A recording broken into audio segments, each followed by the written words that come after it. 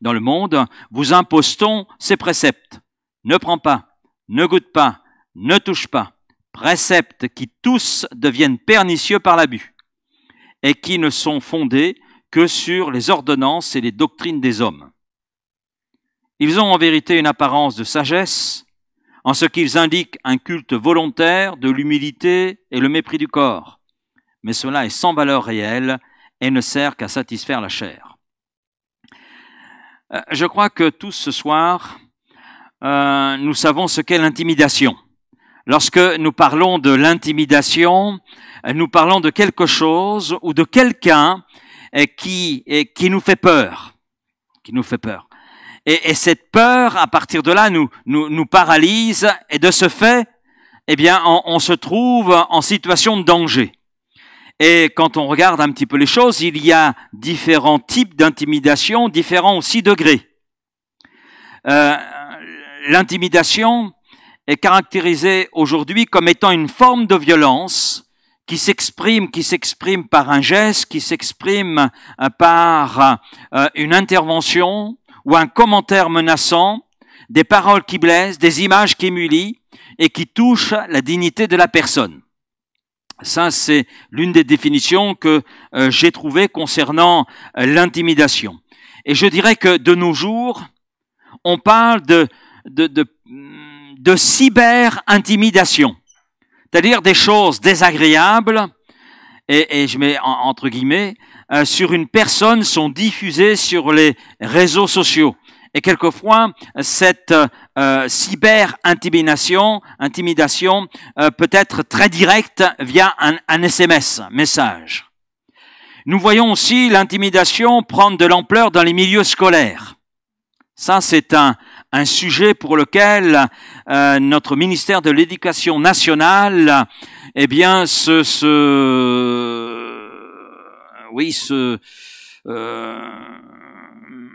cherche et cherche surtout une solution pour enrayer ce problème. Parce que l'intimidation, on le sait, en milieu scolaire, conduit à l'anxiété, à des difficultés scolaires, à de l'absentéisme, à divers troubles du comportement, à la dépression, et selon son degré, au suicide. Et les statistiques dans notre pays montrent qu'un collégien sur 3 est touché de façon directe par ce problème de l'intimidation en milieu scolaire. Ensuite, les médias parlent de plus en plus d'intimidation dans les milieux professionnels. Il y a quelques affaires qui sont en cours justement par rapport à cela. On parle aussi de l'intimidation en milieu religieux, dans divers groupes hyper légalistes, où les interdits sont plus forts que la grâce, où les apparences extérieures sont plus essentielles que ce que la Bible dit. Il y a eh bien des hommes et des femmes qui souffrent d'intimidation. L'intimidation par le fait aussi d'empêcher un membre d'un groupe de partir. C'est le cas, par exemple, chez les témoins de Jéhovah, comme dans l'islam ou dans d'autres groupes religieux. Mais l'intimidation peut aussi être là, présente dans l'Église. Dans l'Église. Certaines personnes essaient d'intimider spirituellement d'autres personnes afin, par exemple, de les avoir sous leur coupe, maintenir une certaine autorité, un certain pouvoir. Alors, bien sûr, je ne vais pas dresser toute une liste ce soir, c'est pas mon but. Mais je poserai cette question, que retirons-nous de tout cela? Eh bien, je dirais que l'intimidation a envahi tout l'espace. Elle est présente partout. Elle est présente partout. Elle est présente dans les cours de récréation. Elle est présente au travail. Elle est présente au sein de la famille. Elle est présente dans les quartiers. Elle est présente dans les milieux du sport, des arts, de la politique. Elle est présente dans l'Église. C'est devenu un mode de domination. Et peut-être qu'une personne qui nous écoute là ce soir est touchée directement ou indirectement par ce problème. Eh bien, nous voulons lui dire qu'en Jésus-Christ, il y a une espérance, il y a une issue. Amen. Et l'intimidation n'est pas quelque chose de nouveau. L'ampleur du phénomène est quelque chose de nouveau. Mais l'intimidation en elle-même n'est pas quelque chose de nouveau. L'intimidation est présente dans l'histoire de l'humanité depuis la chute. Depuis Genèse chapitre 2 et chapitre 3, on voit là l'intimidation. C'est une marque, une expression du péché. Et l'apôtre Paul, après avoir écrit aux Colossiens qu'ils ont tout pleinement en Christ, montre que puisque toute bonne chose que nous possédons viennent de Christ, alors les plans de Satan sont de nous éloigner de Christ, d'éloigner l'enfant de Dieu, d'éloigner celui qui est membre de l'Église de Jésus-Christ, l'éloigner de Christ. C'est très intéressant de voir que l'apôtre Paul a déjà abordé ce sujet dans sa lettre aux Colossiens. Pour vous qui suivez régulièrement, vous avez certainement suivi qu'effectivement l'apôtre Paul aborde ce problème en parlant des pressions culturelles s'exerçant sur les Colossiens. Ils sont là impactés par deux sources de culture, et sources hébraïques et sources grecques. Ça impacte leur foi, ça impacte leur compréhension de la personne et de l'œuvre de Jésus-Christ. Il y a une pression qui est là. Et l'apôtre a parlé de cette pression et de la difficulté que ça représentait, oui, pour les Colossiens. Et il vient à leur secours en présentant la personne et la grandeur de la personne de Christ et en ramenant ces mêmes Colossiens à considérer de plus près encore l'œuvre de Jésus-Christ. Non seulement la personne, mais aussi l'œuvre de Jésus-Christ. Mais lorsque Paul parle de la culture, il parle de dangers extérieurs. Et là, il revient sur des dangers, mais des dangers qui sont à l'intérieur de l'Église et qui représentent des canaux que Satan, peut saisir pour perturber l'Église et perturber le cœur des croyants. Et c'est ce qui se passe chez les Colossiens. Non seulement il y a les dangers extérieurs auxquels ils doivent faire face, ces pressions culturelles, et on retrouve aujourd'hui la même chose. Je crois que ce qui s'est déroulé il y a une semaine, avec la cérémonie d'ouverture des Jeux Olympiques, montre quelque part cette pression culturelle qui s'exerce sur l'Église. Ça, c'est danger venant de l'extérieur. Mais il y a aussi des dangers qui sont là à l'intérieur de l'Église.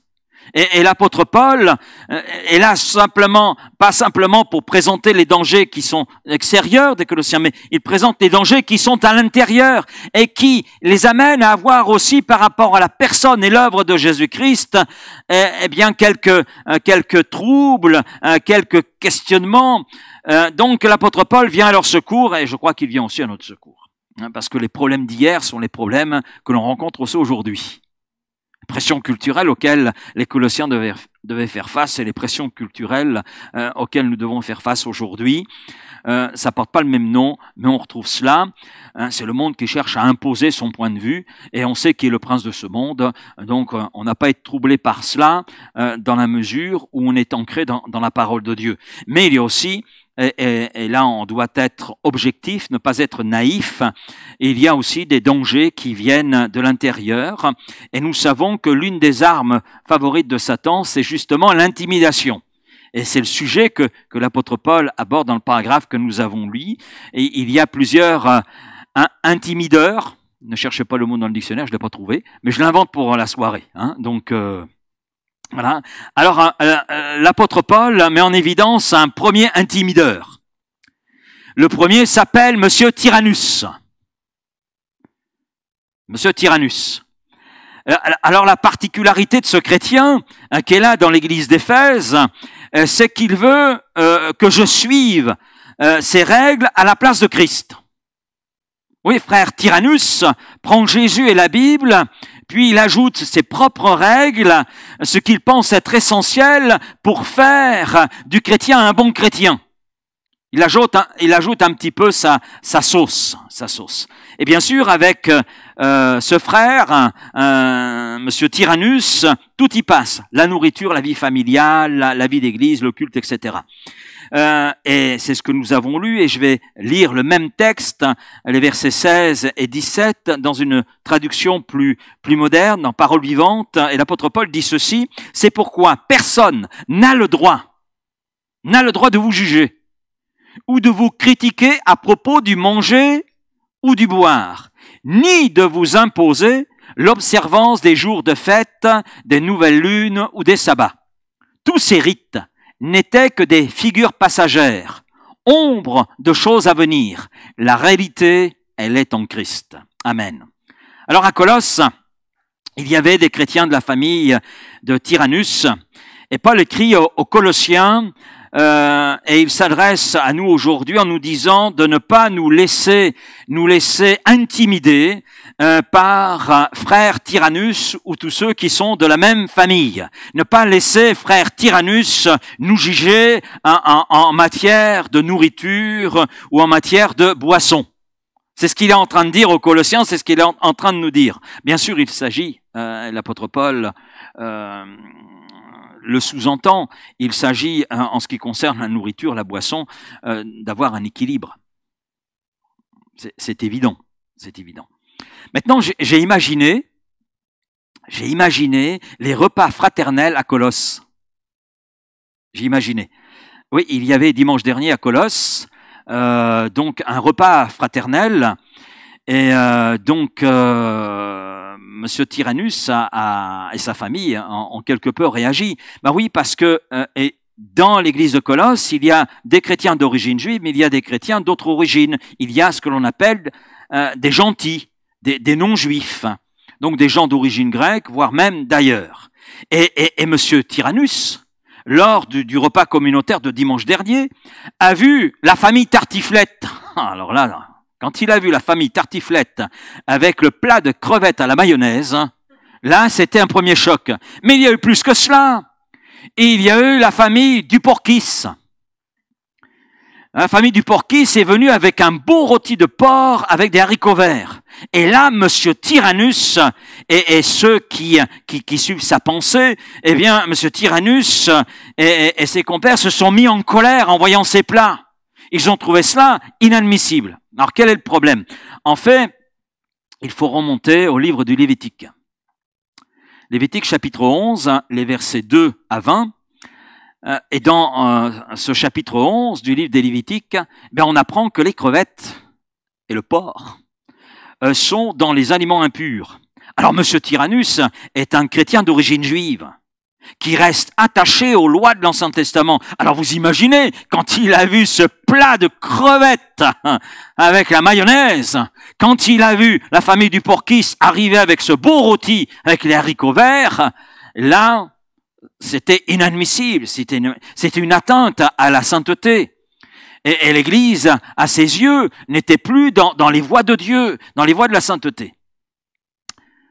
Alors la question qu'il faut se poser, c'est pourquoi Dieu a-t-il désigné certains aliments purs et d'autres pas? C'est ça la bonne question. Peut-être la question qu'a oublié de se poser M. Tyrannus. Alors bien sûr, la première réponse est de dire que c'est pour des raisons d'hygiène et de santé. Alors c'est vrai, c'est l'une des raisons, mais ce n'est pas la raison essentielle. La raison essentielle, c'est l'apôtre Paul qui nous la donne. C'est pour des raisons pédagogiques, raisons spirituelles bien sûr, mais des raisons pédagogiques. L'apôtre Paul dira ceci dans Galates chapitre 3 verset 24, « Ainsi la loi a été comme un pédagogue, un formateur spirituel. Un pédagogue pour nous conduire à Christ, afin que nous fussions justifiés par la foi. La foi étant venue, nous ne sommes plus sous ce pédagogue, sous l'autorité de ce pédagogue, dit Paul. Donc les aliments purs et impurs étaent quelque part pour le peuple d'Israël comme un rappel à faire la différence entre ce que Dieu veut et ce que Dieu ne veut pas, et donc à être ce peuple qui est différent des restes du peuple. Un peuple qui cherche à accomplir la volonté de Dieu, qui recherche la sainteté, ce que Dieu demande. Tout simplement à devenir un peuple qui obéit à Dieu et à tout ce que Dieu commande. C'était ça le but de la loi. Et les lois alimentaires dans l'Ancien Testament n'étaient qu'une ombre, dit Paul. Ce qu'il dit aux Colossiens, c'était qu'une ombre. Elles étaient conçues pour diriger le peuple dans l'obéissance, et étant dirigé dans l'obéissance, à découvrir celui qui allait venir, savoir Christ. à travers lequel toute la loi s'accomplit. Parce qu'une fois Christ venu, la loi, donc, n'avait plus la même importance, la même valeur. Et l'on voit dans la bouche de Jésus au chapitre 7 de l'Évangile selon Marc, etc. Jésus est l'accomplissement de la loi. Et aujourd'hui, nous ne marchons plus sous la loi, mais nous marchons par la foi dans le Fils unique de Dieu. Et c'est ce que l'apôtre Paul est en train de dire aux Colossiens. Et par les exemples qu'il cite, le manger, le boire, les fêtes, les rites, les sabbats, Paul met en évidence un principe, c'est que la vie chrétienne ne dépend pas de ce que nous mangeons ou buvons, ça ne dépend pas du faire. Là, on est dans le faire, M. Tyrannus est dans le faire. Mais la vie chrétienne dépend de notre relation avec Jésus. Donc c'est pas dans le faire, c'est dans l'être. Être ce que Dieu veut que nous soyons en Jésus-Christ. C'est ça la vie chrétienne. On peut faire sans être. On peut obéir à la loi sans être ce que Dieu veut que nous soyons. D'ailleurs, quand on regarde le peuple d'Israël, il le démontre cela. Alors regardons bien ce que Paul écrit aux Colossiens, c'est intéressant.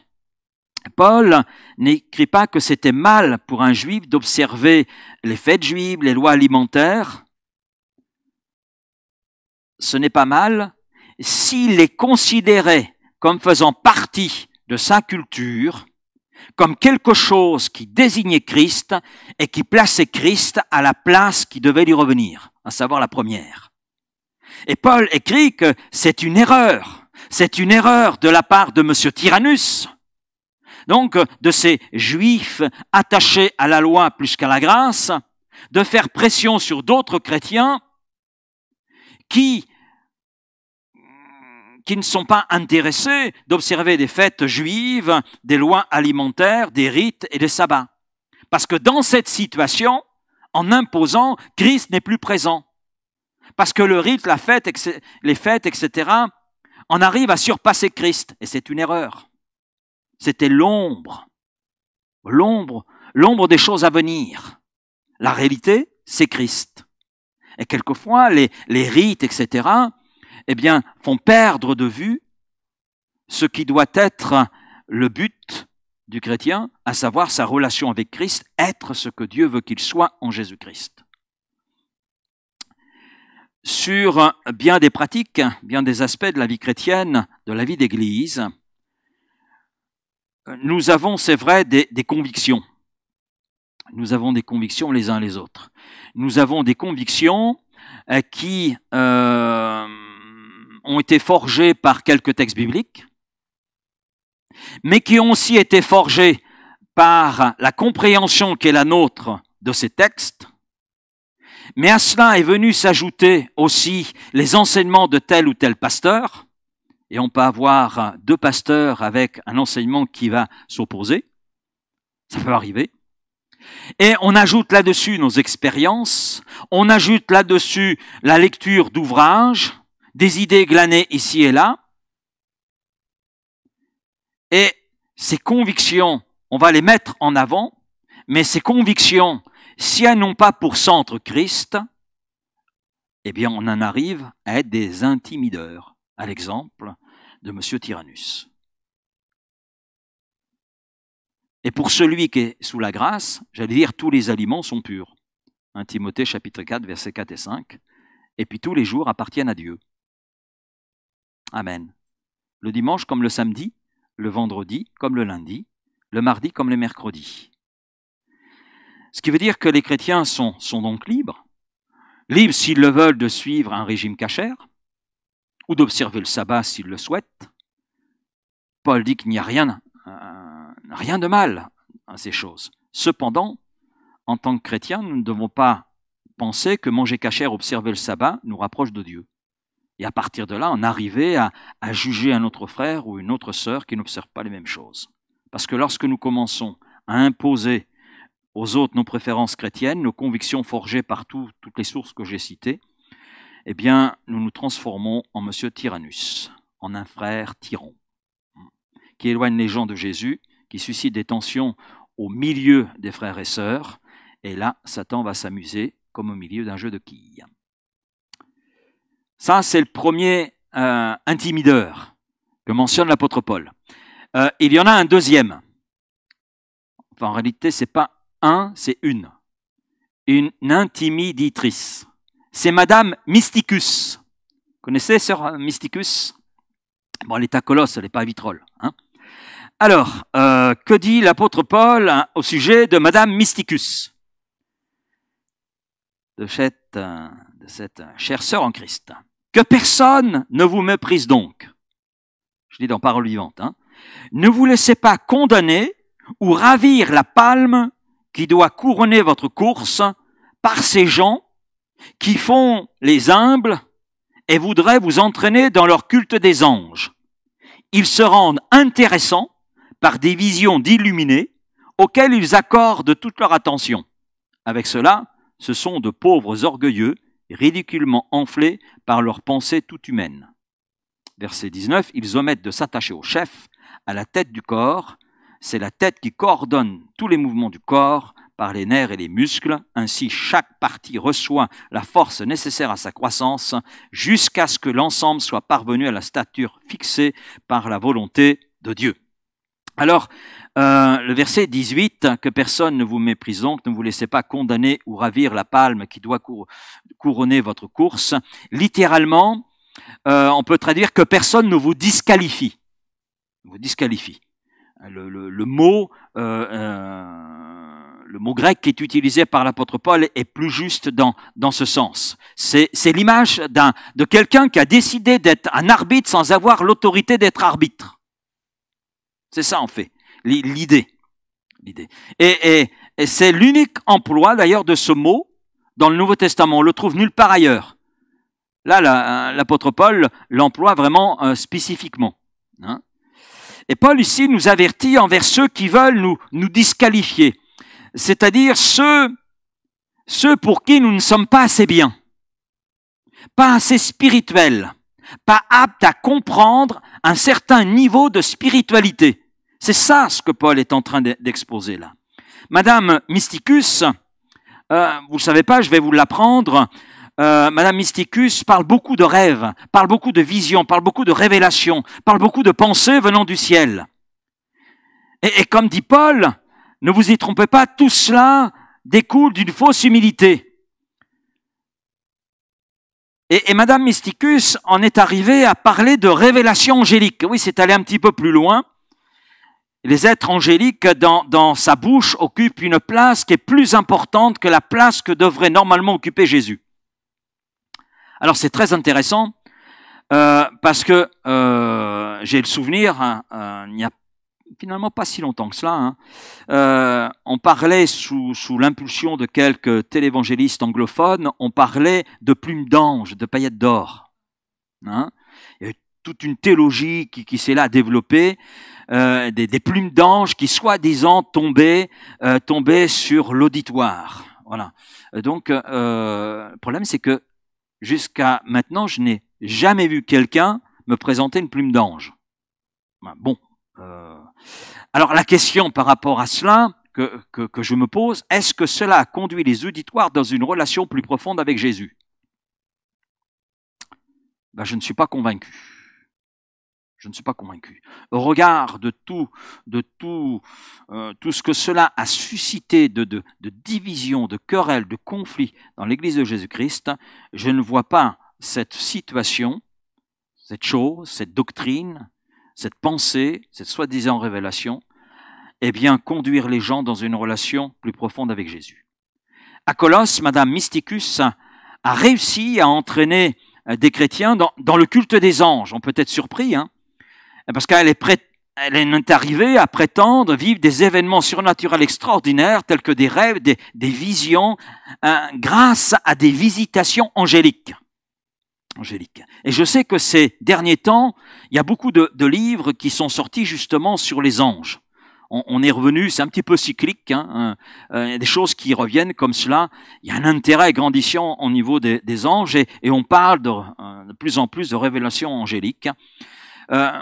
Et finalement, qu'est-ce qui se passait dans l'église de Colosse avec ça? Eh bien, les gens qui n'avaient pas ces révélations étaient disqualifiés. ils étaient jugés comme peu spirituels, car ils n'avaient pas de rêve, ils n'avaient pas de vision. Par contre, ils adoraient Jésus. Et l'histoire est très intéressante, parce qu'il y a ce que l'apôtre Paul dit, puis il y a toute une suite, que l'histoire d'ailleurs nous montre. En effet, dans les années 363-364 après Jésus-Christ, à Laodicée, c'est juste à côté de Colosse, hein, c'est la même zone géographique, il y a eu à Laodicée un concile qui a condamné le culte des anges, qualifiant le culte des anges d'idolâtrie. Dans cette région, justement. Donc, on voit le fort impact que Madame Mysticus a pu avoir, parce que 3 siècles plus tard, eh bien, il y avait encore ce problème. Ça suscitait des discussions, mais ça va plus loin, parce que les historiens ont montré que l'archange Michel, vous ne pouvez pas penser à quelque chose, ça? Ou Michael, hein? L'archange Michel a été vénéré dans cette partie justement du monde jusqu'en 739 après Jésus-Christ. Donc même après l'interdiction vers 363-364, eh bien les choses ont perduré. À l'erreur, à la vie dure, hein. Et les archéologues ont même découvert des amulettes que les gens portaient autour du cou qui représentaient justement, c'était une représentation de l'archange Michel. Et ils pensaient en portant cette amulette d'ange qu'ils seraient aidés pour vaincre les démons. Et quand j'ai lu ça, j'ai pensé, mais au Mont Saint-Michel. Ça a la vie dure, hein. Encore en 2024, on trouve la même chose. La doctrine qui a perturbé l'église de Colosse, elle dure encore et elle est présente dans notre pays. Et on retrouve la même, j'allais dire, le même contenu dans cette doctrine que ce qu'il y avait en 739 et ce qu'il y avait dans cette période 360, les années 360, etc. Oui, les dangers d'hier sont encore les dangers que nous rencontrons de nos jours. Pourquoi? Parce que le cœur de l'homme est tortueux par-dessus tout. Alors je reviens à ce que dit Paul. Ces gens, c'est Madame Mysticus, ces gens qui font les humbles et voudraient vous entraîner dans leur culte des anges, ils se rendent intéressants par des visions d'illuminés, dit l'apôtre Paul, auxquels ils accordent toute leur attention. Avec cela, ce sont de pauvres orgueilleux, ridiculement enflés par leurs pensées toutes humaines. Ils pensaient qu'ils étaient des gens spéciaux, mais tout cela n'était que dans leur tête. La fausse humilité, le culte des anges, parce que c'est ce que Paul est en train de dire, ne rendent personne plus spirituel. Et d'ailleurs, il le dit, ils omettent. Madame Mysticus omet de s'attacher au chef, donc à Christ, à la tête du corps. C'est la tête qui coordonne tous les mouvements du corps, par les nerfs, par les muscles. Ainsi, chaque partie reçoit force nécessaire à sa croissance jusqu'à ce que l'ensemble soit parvenu à la stature fixée par la volonté de Dieu. Donc Christ est tout suffisant. C'est de lui dont nous recevons tout ce qu'il faut pour naître dans la foi, pour grandir dans la foi, Hébreux 12, verset 2. C'est lui qui nous accorde la force dont nous avons besoin dans notre quotidien pour avancer dans l'accomplissement, déjà dans la connaissance, mais aussi dans l'accomplissement de la volonté de Dieu le Père. Maintenant, je vais faire une remarque. Il ne faut pas me faire dire ce que je n'ai pas dit. Donc, je vais faire une remarque. Je crois que Dieu accorde à son peuple des rêves, des visions, des révélations.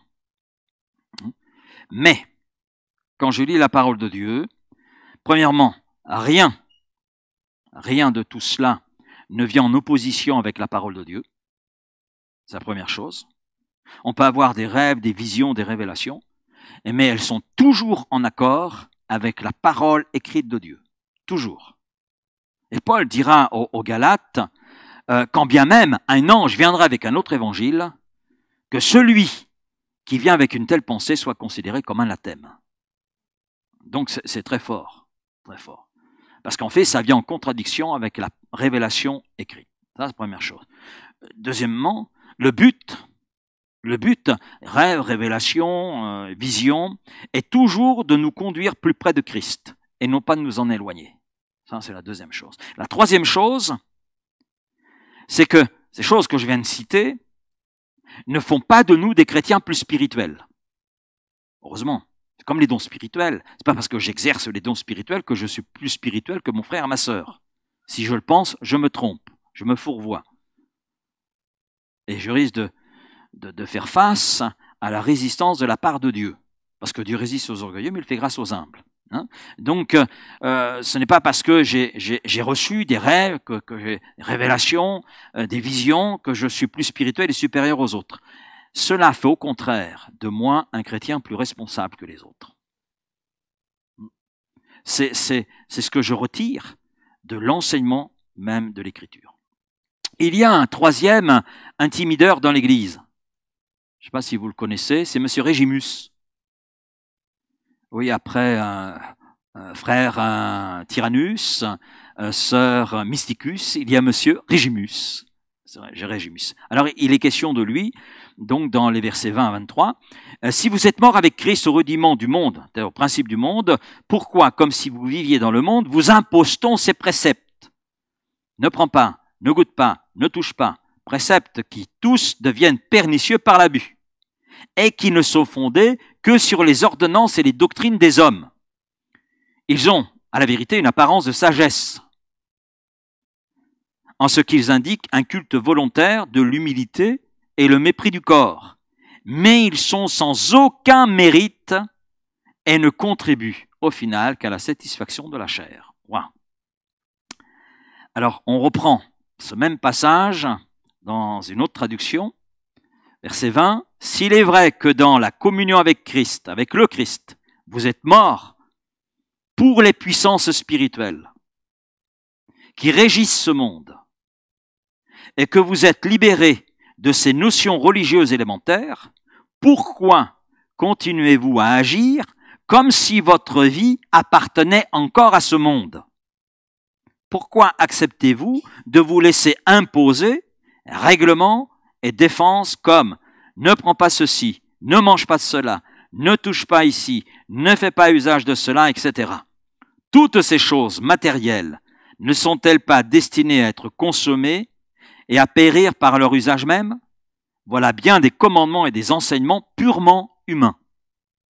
Les prescriptions de ce genre ont, il est vrai, bonne réputation et paraissent renfermer une grande sagesse. Elles semblent dénoter de la part de ceux qui s'y soumettent beaucoup de dévotion spontanée, d'humilité et de mépris de ce corps que l'on ne craint pas de soumettre à une discipline sévère. En réalité, aucune de ces règles n'a la moindre valeur devant Dieu. Elles n'aboutissent qu'à nourrir l'orgueil des gens qui veulent se mettre en valeur. Waouh! C'est à l'église de Jésus-Christ que l'apôtre Paul s'adresse. Il parle des dangers qui sont là à l'intérieur. Alors, rappelons-nous de ce qui a déjà été dit dans l'une de nos soirées concernant les Colossiens. Notre monde est sous l'influence de Satan. C'est ce que nous dit la Bible. Il est le prince de ce monde. Il est le prince de ce monde pour un temps, mais il est le prince de ce monde. Ce qui veut dire que les principes moraux et autres dominant notre société aujourd'hui sont le reflet de celui qui est le prince. Donc ne soyons pas étonnés de ce que nous voyons autour de nous. On n'a aucune raison d'être choqué puisqu'on a déjà été averti. C'est clair. Donc, et l'apôtre Paul le souligne dans notre version traditionnelle, second, ça n'apparaît pas aussi clairement que ça apparaît dans Parole vivante, puisque Parole vivante traduit, à mon sens, de façon plus juste. Vous êtes morts pour les puissances spirituelles qui régissent ce monde. Vous êtes morts. Amen. Ben oui, on est mort au péché, on est mort au monde, parce qu'on appartient au royaume de Dieu. Et oui, nous ne sommes plus de ce monde. D'abord, si nous étions de ce monde, le monde nous aimerait. Mais ne nous aime pas. Ne cherchons pas à être aimés par le monde. C'est pas possible. Nous ne lui appartenons plus. Si nous cherchons à être aimés par le monde, c'est que nous sommes du monde. Nous ne sommes pas du royaume de Dieu. Et là, il y a une séparation qui est nécessaire. L'apôtre Paul en parle d'ailleurs dans son épître, on le verra dans le chapitre 3. Donc, il faut se rappeler que celui qui impose ses règles morales, c'est celui qui est le prince de ce monde, Satan. Donc, rien, à partir de là, ne va dans le sens biblique. Je vais prendre un exemple. Si un jeune chrétien, dit « je veux me garder pur jusqu'au mariage », non mais oh, faut pas rigoler. C'est un malade sexuel, ce gars. Un malade sexuel. Ah oui, il appartient à une secte. Non mais tu crois encore ça? En 2024? Non mais ce que dit la Bible, c'est complètement arriéré. Comment ça, tu crois dans ce vieux livre? Non, tu crois à ce qu'il dit? Mais Paul écrit que nous sommes morts. Vous savez ce qu'est un mort? Vous pouvez le piquer, il ne bougera pas. Et Paul dit, nous sommes morts avec Christ au rudiment du monde, c'est-à-dire aux principes qui régissent ce monde.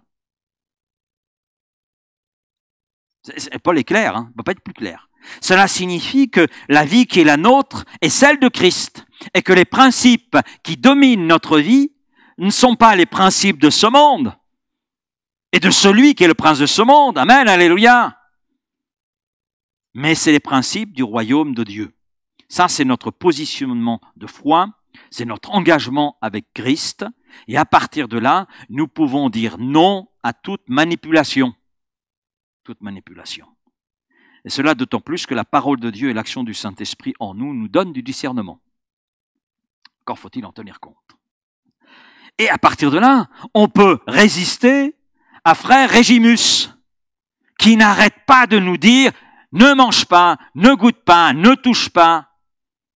Hein, c'est une parfaite description de la religion légaliste.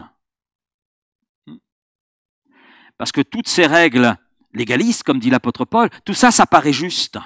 Ça paraît juste. Ça paraît juste. Je me souviens d'un jeune frère qui donnait la description d'une chrétienne de l'Église et ça m'avait interpellé à l'époque. Oh là là, elle a les manches longues, elle a la robe qui touche le sol, voilà. Elle a le col qui monte jusque-là, par contre, la langue, elle va jusque-là. Ou description, hein. Que Dieu nous garde, que Dieu nous garde. Ah, c'est un peu la description de Monsieur Régimus. Hein. Et Paul dit que, en fait, nous avons autorité. Nous pouvons dire non à Monsieur Régimus. On n'est pas d'accord. Parce qu'en fait, toutes les règles qu'il peut présenter paraissent sages. Mais Paul dit, elles n'ont aucune valeur réelle. Le légalisme ne restreint pas la chair, dit Paul. Au contraire, ça vient nourrir de manière subtile mais puissante, justement la chair. La chair. Monsieur Régimus et ceux qui le suivaient, plutôt que de s'identifier à Christ, eh bien, ils cherchaient leur identité dans le faire, ne pas faire et dans les abstinences. Dans les abstinences. Mais le problème, c'est que pour Monsieur Régimus et ceux qui le suivaient, ce n'était jamais assez. Et ils demeuraient insatisfaits. Et l'Église, à partir de là, n'était jamais assez parfaite. C'est terrible, hein? Terrible. Mais Paul répond en disant, mais arrêtez Colossiens, c'est inutile tout ça, c'est inutile. Cela n'a aucune valeur, parce que notre identité se trouve dans ce que nous sommes en Christ. Elle ne se retrouve pas ailleurs, notre identité. Elle n'est pas, selon M. Régimus, dans ce que nous rejetons ou dans ce dont nous nous abstenons. Mon identité n'est pas dans le fait que je m'abstiens de manger du boudin. Elle n'est pas là. Si j'ai envie d'en manger, j'en mange. Si j'ai pas envie d'en manger, j'en mange pas. Oui, parce que dit Paul à Timothée? Tout est pur devant Dieu.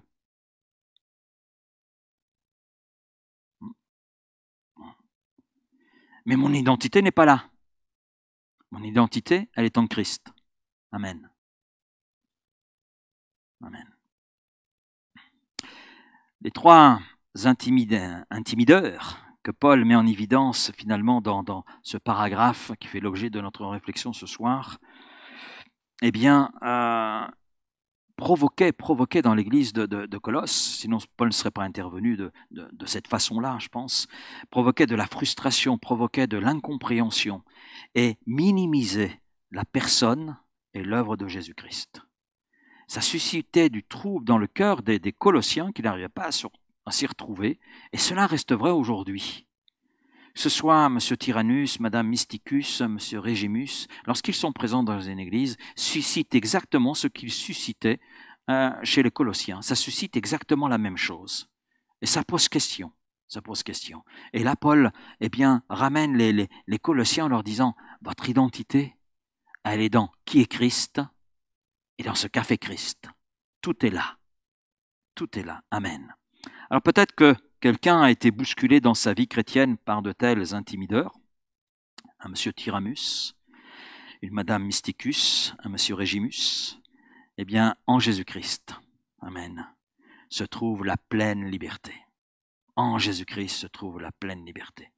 Mais il est aussi possible, parce qu'en préparant cette méditation, en regardant ce que l'apôtre Paul pouvait dire, je me suis aussi interrogé, il est possible que nous soyons ou que nous ayons été un monsieur Tyrannus, une madame Mysticus, ou une madame Tyrannus, ou une madame Régimus, comme un monsieur Régimus. Et il est possible que nous ayons été des intimideurs par incompréhension de la parole de Dieu, ou parce que nous avons évolué dans un contexte où les intimideurs étaient très actifs, et avec le temps, ça nous a imprégnés. Ça nous a influencés. Et Christ est celui qui, par sa parole et son esprit, nous change. Amen. Et nous transforme. Et c'est ce que Paul met aussi en évidence dans la conclusion de ce chapitre 2. Et Christ transforme par sa parole et par son esprit, parce qu'il est celui qui habite notre cœur, et il est celui qui veut que nous devenions des disciples heureux. Heureux en Christ. Heureux avec Christ, heureux par Christ, amen. Et heureux dans leur vie chrétienne. Êtes-vous heureux dans votre vie chrétienne?